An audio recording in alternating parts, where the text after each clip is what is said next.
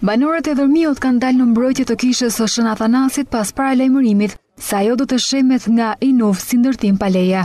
Disa dhjetra persona, kryesisht të moshuar bashkë me prithin e fshatit, qëndruan gjatë gjithë ditës së hënë në ruajtje të kishës, të cilët paralajmërojnë se do ta mbrojnë edhe me jetë, por asnjë inspektor nuk u pa në zonë. 3 ditë kemi, 4 ditë të rimreve plaka këtu.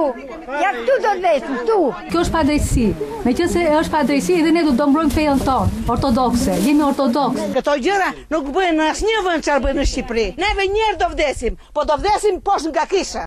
Prifti ortodoks i fshatit Thimio Bigjili, ndërsa mbron objektin duke thënë se është ndërtuar mbi kishën e vjetër, akuzon kryetarin e bashkisë së Himarës se po kërkon shembjen e saj vetëm për kapriço personale. Jemi mbledhur të ruajmë kishën që kemi ndërtuar në themelet e kishës së vjetër. Bashkia s'ka arsye faqe të dalë këtu.